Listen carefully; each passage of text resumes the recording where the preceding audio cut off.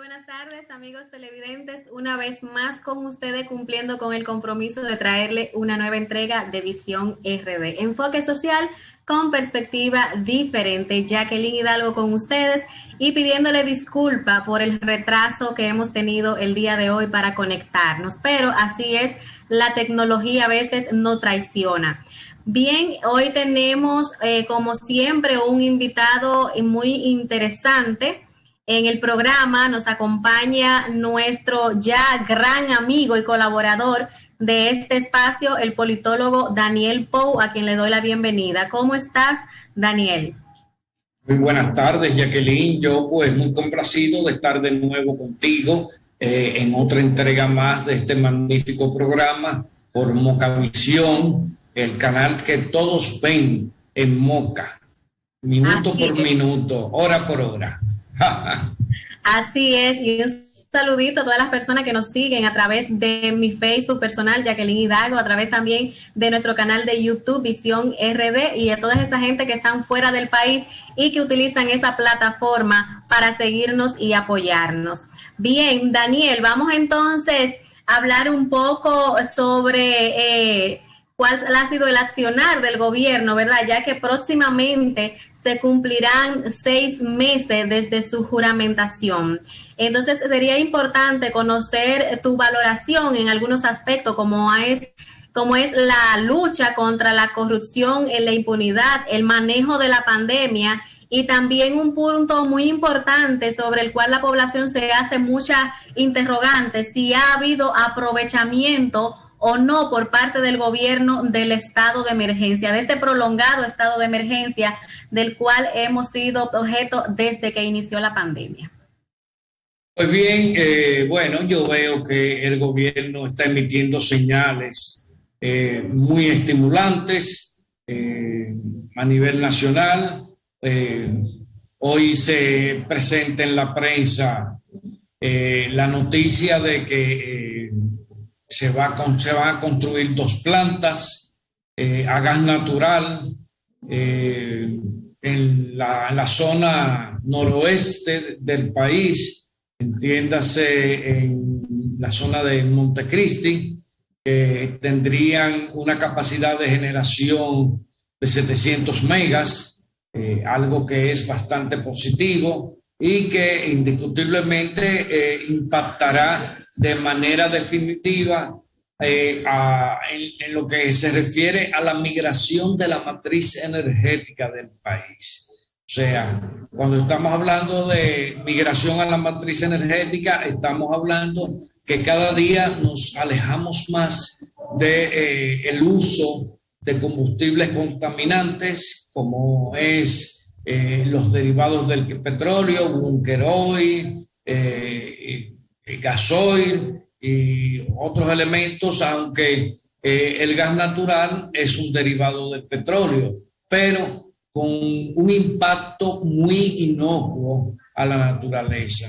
Entonces, esto emite una buena señal de compromiso del actual gobierno con esta situación, de evitar lo más posible, pues, esas contaminaciones a que estábamos sometidos durante años por el uso de intensivo de los combustibles fósiles líquidos u oleosos, que son aquellos que tienen un alto contenido de carbón y sobre todo de azufre.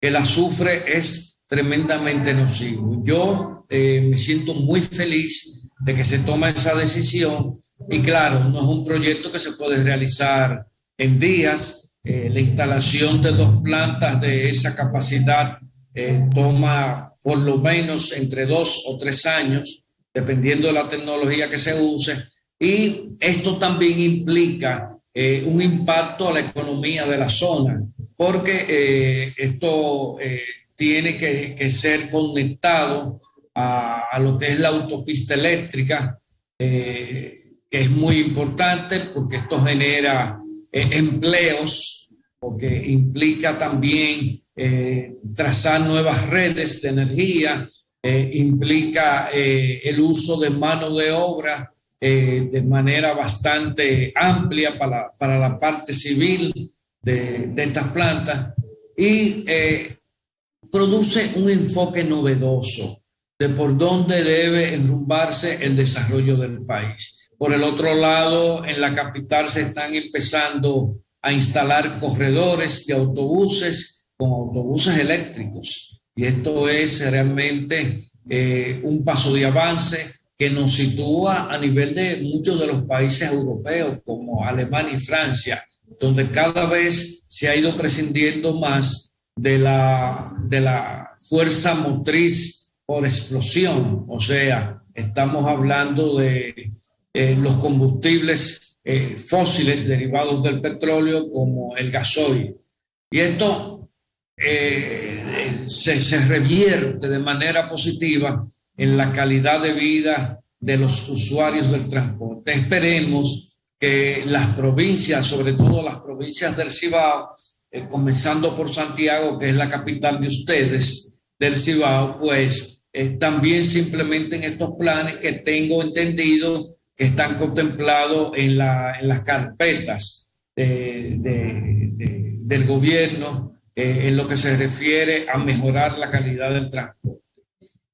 Creo que esas son señales positivas. Estamos todos a la espera de que se inicie el proceso de vacunación contra la pandemia del COVID-19.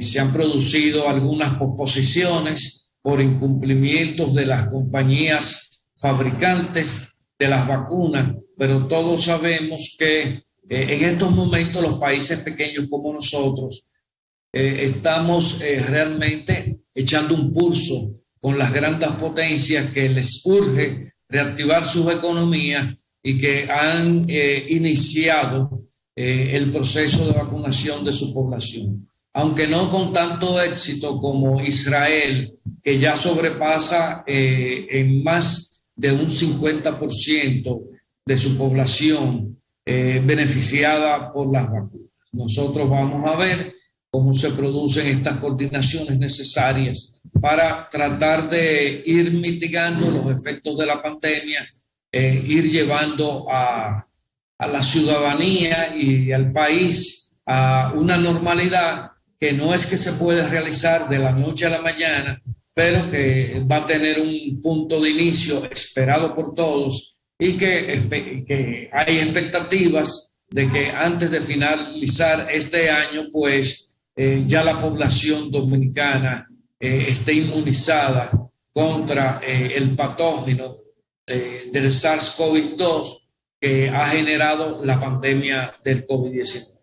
Por el otro lado, el gobierno persiste, como bien señalas, en su aplicación del Estado Social y Democrático de Derecho para establecer el régimen de consecuencias de sobre aquellas personas que en su paso por la función pública cometieron peculado, cometieron indelicadezas que dañan el interés general y que va en desmedro del interés general.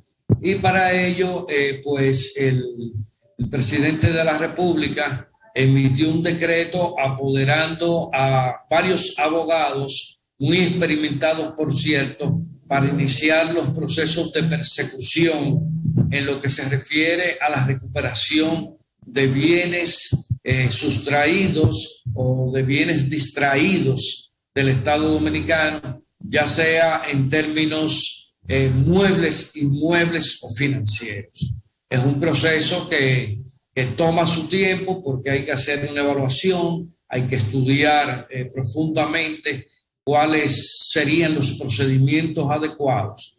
Y por el otro lado, hemos visto que en las últimas semanas, en las últimas 2 semanas, el ex director general de presupuesto, siempre se me olvida el cargo, que era la persona responsable de hacer los pagos correspondientes, pues de Hacienda, perdón, ha sido interrogado, perdón.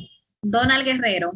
Donald Guerrero, el señor Donald Guerrero, ha sido sometido a un profundo escrutinio, al igual que el exdirector del Banco de Reservas. Ambos han sido sometidos a un profundo escrutinio para determinar si en sus gestiones pues se han producido situaciones dolosas en contra del Estado dominicano. Y esto mantiene pues muchas expectativas, y en razón de que la actual gestión en lo que corresponde a la Procuraduría General de la República ha asumido la apertura de varios frentes de persecución. En el caso del señor Donald Guerrero y del ex administrador del Banco Central, el proceso primigenio de lo que son las entrevistas y las investigaciones ha sido asumido por la misma Procuradora General de la República, la doctora Miriam Germán Brito, que como todos sabemos es una experimentada jurista por la trayectoria que ha tenido en el tren judicial de República Dominicana, desde ayudante de fiscal en la Procuraduría Fiscal del Distrito Nacional hasta juez de la Cámara Penal de la Suprema Corte de Justicia. Una carrera bastante densa, con más de 40 años de ejercicio en el tren gubernamental, lo que se refiere a los estamentos de justicia, y que definitivamente la colocan como uno de los actores más experimentados que ha tenido el Ministerio Público en las últimas décadas para asumir esas funciones. Y en lo que se refiere al tema del COVID-19, hay que decir que, y hay que visualizarlo de una manera diferente. No es que el gobierno se quiera aprovechar, es que el gobierno tiene que tener un control estricto de lo que es la movilidad geográfica de las personas. Y creo que en República Dominicana se ha sido hasta benigno y sumamente flexible y tolerante en este aspecto. Porque si vemos otros países, aquí todavía no se ha producido el cierre de provincias, que es una medida restrictiva, bastante incómoda y que puede limitar mucho la movilidad y el ejercicio fundamental del libre tránsito. Lo que sí hay que decir que la actual gestión ha cometido algunos errores, y pienso que muchas veces estos errores más que nada están motivados en que la gestión gubernamental ha pretendido acelerar de alguna manera el retorno a la normalidad, pero sin contar con los factores básicos y objetivos que son fundamentales para iniciar un proceso de esta naturaleza. Creo que los dominicanos vamos a tener que esperar un poco más. Todo va a depender mucho del éxito que se tenga en el proceso de vacunación y de un factor que nos compete a todos, es el acatamiento de las medidas cautelares, las medidas preventivas que nos recomienda el Ministerio de Salud Pública para frenar el contagio. En los últimos días, el índice, la tasa de contagio se ha visto diezmada después de haber tenido picos similares a los del mes de julio.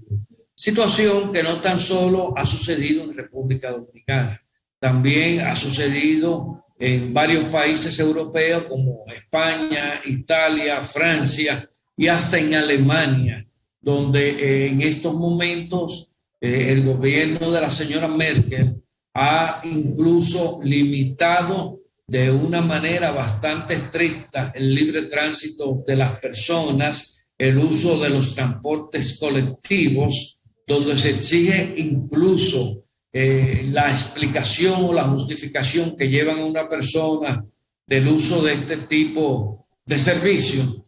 Pero nosotros nos hemos descuidado bastante en lo que es el seguimiento de los casos de contagio.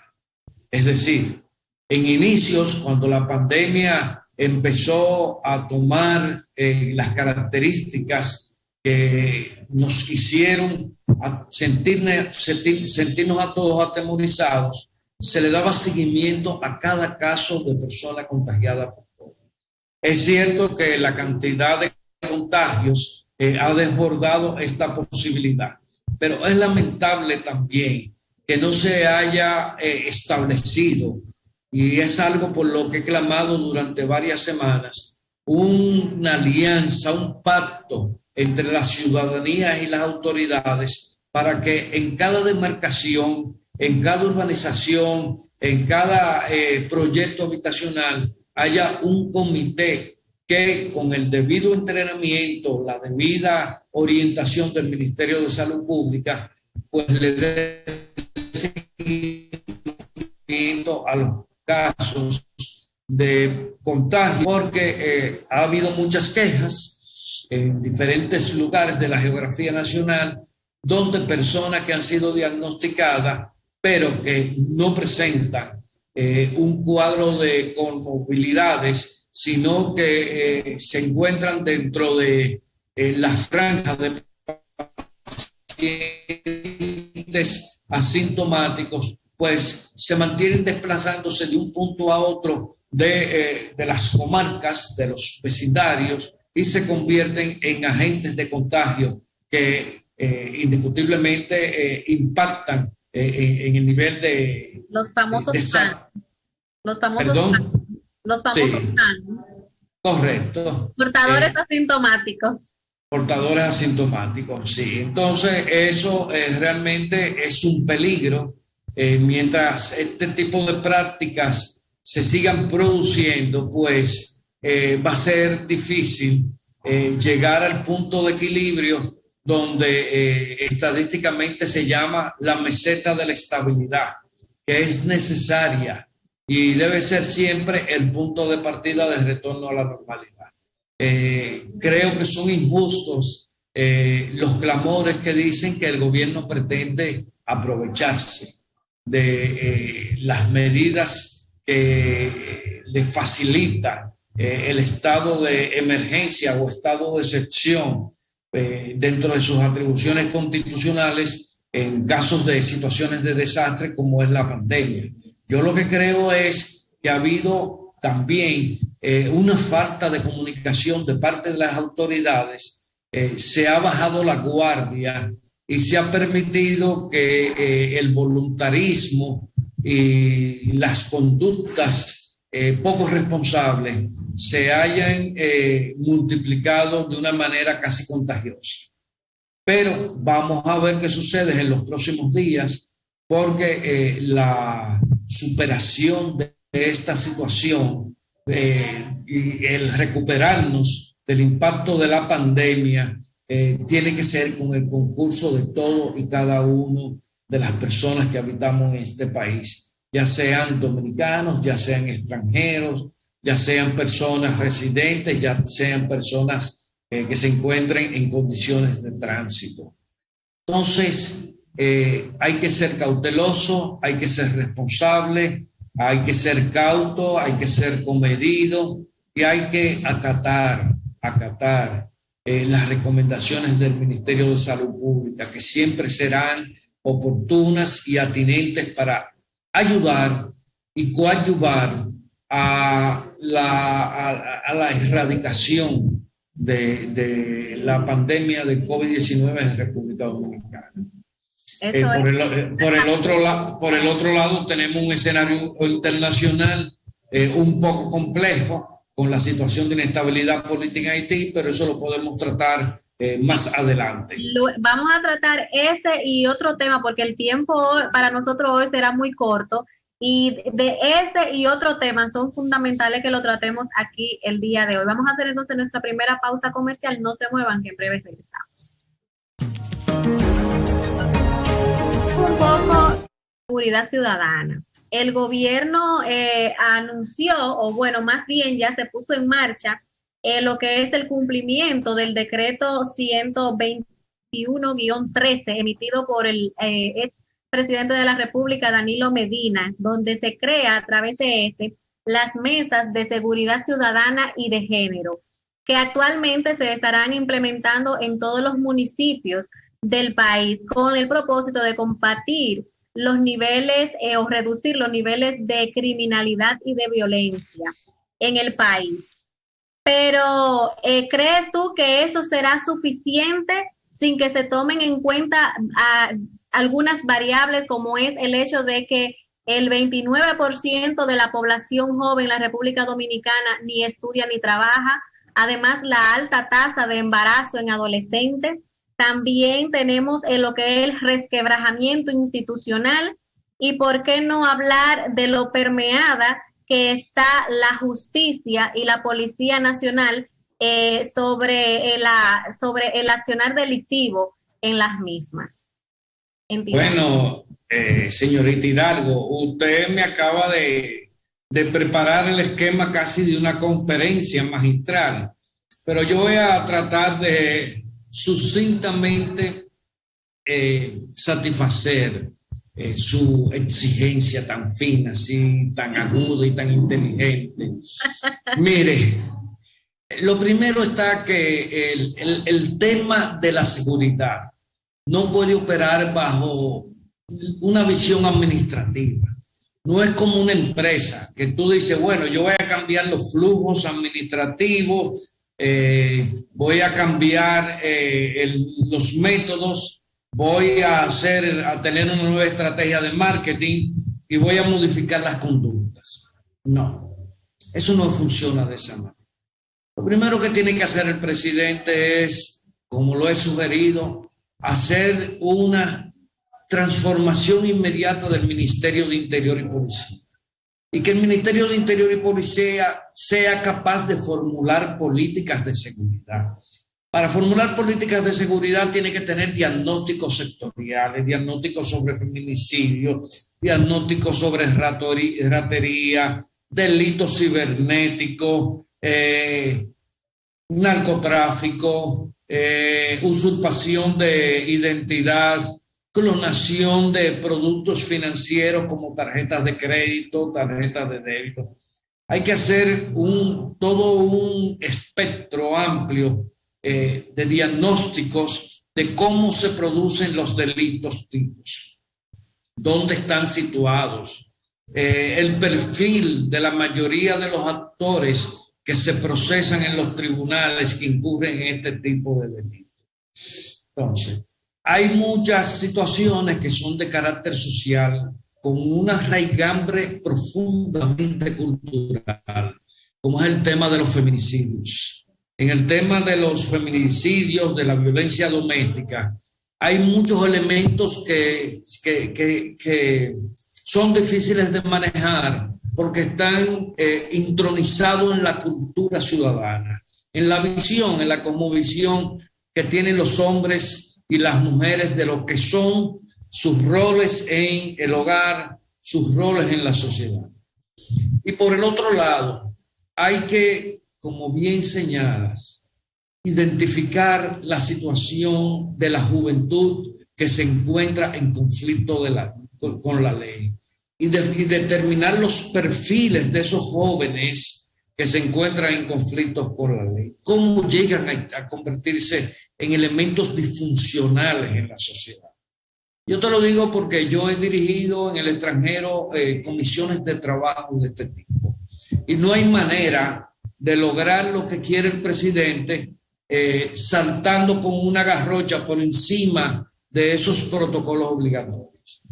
Entonces, la Policía Nacional hay que adecuarla y hay que dividirla en dos cuerpos fundamentales, una de prevención y otra de persecución criminal. Y esto va para todos los tipos de delitos, incluyendo la droga. La DNCD no puede seguir actuando como una agencia privada que flota dentro del Estado dominicano con niveles de autonomía y discrecionalidad que realmente no son racionales. En todas partes del mundo, las agencias que tienen como misión la persecución del tráfico de drogas tienen que estar sometidas a controles estrictos, controles externos estrictos, para evitar la contaminación. Tienen que tener una actuación transparente. ¿Cómo es posible que cada vez que nombran a un señor presidente de la Dirección Nacional de Control de Drogas, con excepción del general Matos, todos salen multimillonarios exhibiendo carros deportivos, Lamborghini, Ferrari, Maserati, etc.? O sea, como si en esos lugares se ganaran millones de pesos, cosa que no es cierta. Entonces, las fortunas militares y policiales y las fortunas que han tenido su origen en la DNCD, que se han tolerado como si eso no fuera un indicador de que algo marcha mal ahí dentro. Cuando tú hablas de supervisión externa, ¿te referirías entonces a cuáles organismos o entidades deberían ser responsables de una supervisión a la DNCD? Bueno, yo creo, soy del particular criterio, que esa supervisión externa debe estar integrada por dos organismos del Estado fundamentales, o tres: Procuraduría General de la República, Ministerio de Interior y Policía, y un órgano que sea adyacente a la Cámara de Cuentas, que tenga el expertise financiero para poder escrutar, para poder escarbar en determinados indicadores económicos. Y alguna que otra organización de la sociedad civil con suficiente robustez, con suficiente trayectoria, como es Finjus, como es Participación Ciudadana, como son la Fundación Justicia y Transparencia. O sea, hay una serie de órganos que tienen que corresponden a la sociedad y que tienen solvencia, porque yo creo que ha llegado el momento de brindarle a la sociedad la oportunidad de aportar en los procesos de transparencia y de rendición de cuentas de los diferentes órganos del Estado Dominicano. Entonces, primero hay que resolver ese tema. Luego de resolverla, pues usted va a diseñar las políticas públicas. Y esas políticas públicas tienen que estar refrendadas por grupos de auditores externos constituidos por especialistas para poder monitorear y darle seguimiento a los resultados. Usted no hace nada con tener una política pública muy bien enunciada, muy bien detallada, pero los resultados no sean efectivos. Y sobre todo entender y establecer los aspectos diferenciales entre políticas públicas y programas de políticas públicas. Las políticas públicas son los grandes ejes del proyecto, del propósito, pero son el esqueleto. El programa es lo que le da musculatura y le permite ese esqueleto ponerse en movimiento y modificar las situaciones que son adversas para la sociedad. Pero aquí empezamos a hacer leyes al vacío, sin políticas, que luego no... que se convierten en simples enunciados, Jacqueline, y tú dices, bueno, ¿y qué se logró? Porque también estamos inmersos en la visión catastrófica. No apostamos a la prevención, apostamos a la reacción. Entonces, ¿qué tú haces con estar condenando gente en la justicia si tú puedes evitar el ilícito penal que conduce a que se ponga la justicia en movimiento y haya que condenar a una persona? Yo siempre he dicho por experiencia propia que yo no soy honesto, yo no soy serio. A mí me enseñaron a ser honesto. Cuando yo manejé recursos de organismos internacionales y de instituciones, yo tenía unos sistemas de auditoría que no me permitían distraer 5 pesos por 15 minutos. Me hacían auditorías sorpresas, me hacían levantamiento de todos los procedimientos, iban donde los clientes o donde los suplidores a indagar si yo en algún momento había hecho alguna insinuación o si ellos me habían hecho un obsequio.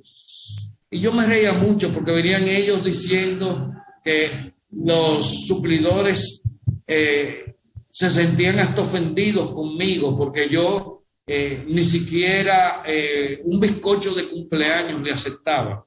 Y es cierto, Jacqueline, es cierto. ¿Y qué te digo? Pero eso tú lo vas creando y se convierte en un proceso de enseñanza que tú lo intronizas y en ningún momento se te puede ocurrir distraer fondos ajenos. Porque todos los procedimientos ilícitos que se hacen con la finalidad de distraer fondos ajenos tienen la posibilidad de ser detectados a tiempo. Si no se detectan a tiempo es porque los mecanismos de rendición de cuentas y accountability no funcionan. Entonces, todo eso hay que modificar. Aquí hay funcionarios que se sienten ofendidos si lo van a auditar. Yo recuerdo que yo me ponía muy alegre cuando me iban a auditar, porque una vez más se iba a confirmar que yo era una persona honesta, porque la honestidad era un valor para mí. Bueno, aquí hay funcionarios que se molestan cuando lo quieren auditar o quieren hacerlo o quieren someterlo, ¿verdad? A ciertas pruebas que deben de pasar y cuando se le exige, ¿verdad? Que le den explicaciones al Estado sobre lo que hacen en las instituciones, pero también tenemos, por ejemplo, los legisladores, que una de sus funciones es la de fiscalizar, que tampoco cumplen con esa función.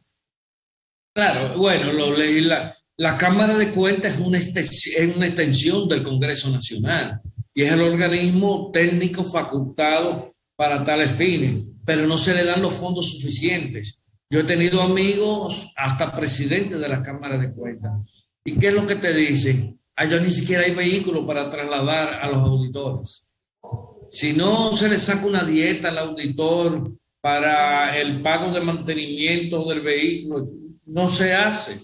La Cámara de Cuentas vive en un pasado, anclado en un pasado, con métodos de trabajo que no se corresponden con el mundo actual. Entonces vive a la saga. O sea, siempre detrás, en vez de estar trabajando concomitantemente y con proyecciones a futuro para prevenir, lo que viven es a la saga con 2 y 3 años de atraso. Y esto hay que decirlo. Entonces no vamos a tener nunca una verdadera Cámara de Cuentas. Entonces, ¿qué le digo? Mire, el tema de la seguridad ciudadana, ¿verdad? Sí. Con la seguridad ciudadana sucede lo mismo. Que pensamos en que la seguridad ciudadana se logra con la visión punitiva. Y la seguridad ciudadana no se logra con la visión punitiva. Hay muchos fenómenos que atentan contra la seguridad ciudadana por exclusión social. Usted lo sabe, Jacqueline. Por incluso desconocimiento, ignorancia. Hay elementos que son culturales, como la violencia sistémica que tenemos en nuestro país. ¿Cuántas personas se han matado en los últimos tiempos porque alguien les rayó el carro al otro o les rompió el retrovisor por un roce? Entonces, todas estas cosas hay que trabajarlas en conjunto. El problema de la seguridad ciudadana y de la violencia sistémica, que son dos fenómenos que crean sinergia, pero no son iguales, hay que abordarlo desde el punto de vista de la salud pública. Hay que abordarlo desde el punto de vista de las políticas sociales.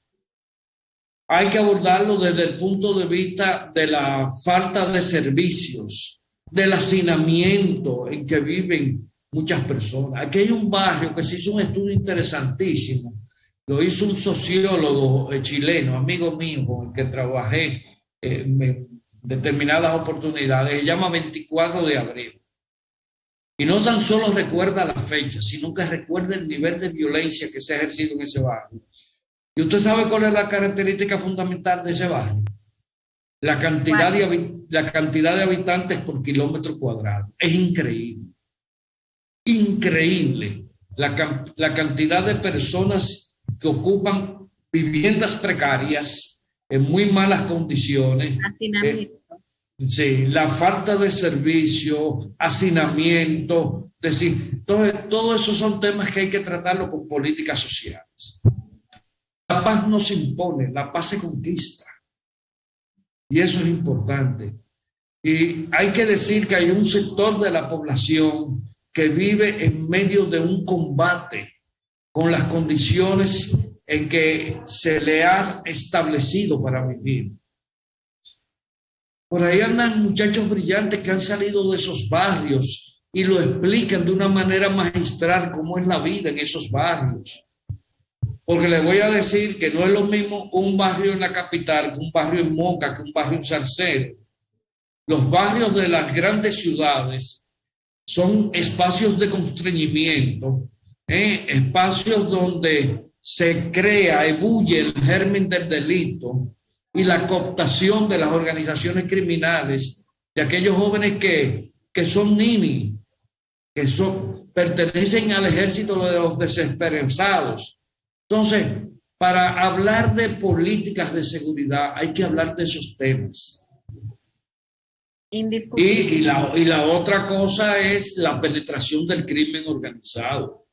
No tenemos organismos suficientemente desarrollados de inteligencia para poder garantizar que las autoridades puedan ir un paso por delante. Y el crimen organizado hoy en día es un crimen muy rentable, que deja mucho dinero. La gente cree que el crimen organizado lo que persigue es matar gente. No, el crimen organizado comete homicidios, pero lo que persigue es ser rentable. Ser rentable.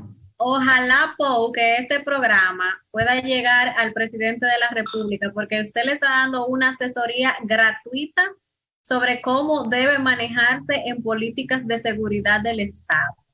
Porque evidentemente, por todo lo que se ha conversado aquí, las mesas de seguridad ciudadana y de género, aunque es un avance, pero no es suficiente. Es más, tampoco es fundamental. Lo fundamental es, como usted acaba de decir, trabajar los programas sociales conjuntamente con el fortalecimiento de las instituciones del orden y la modernización para tratar los diferentes delitos dentro de esas entidades. Otro aspecto, Jacqueline, hay que dignificar la carrera policial. No es tan solo subirle el sueldo, es hacerle tributo al mérito dentro de la policía, dentro de la DNCD, dentro de las diferentes agencias. Porque cualquier carajo a la vela puede entrar a una de esas agencias. Bueno, ¿cuáles son las exigencias que la institución, cuáles son los requisitos que exige la institución al ciudadano que aspira a entrar a las filas de la Policía Nacional, por ejemplo? Ser bachiller. Después no se hace ninguna evaluación para lograr desentrañar si ese individuo tiene algún perfil patológico, criminal, disfuncional. Quizás para entrar a la academia sí se es más estricto, pero pocos jóvenes hoy en día tienen deseos de integrarse a la policía. Porque el requisito de ser bachiller también yo creo que eso hay que ponerlo en tela de juicio. Bueno, eso hay que ponerlo en tela de juicio, sobre todo porque tenemos un sistema de enseñanza muy deficiente. Oye, y no vemos a ministros escribir memorándum con faltas ortográficas. No vemos comunicadores que no tienen ni siquiera la facilidad para redactar una idea y que esta idea sea descodificable para el receptor. Aquí hay gente comunicadores, que yo los leo y digo, ¿y qué me está queriendo decir? Te lo digo porque muchos me escriben por WhatsApp para invitarme a sus programas. Y yo no sé si me están invitando o me están haciendo una acusación.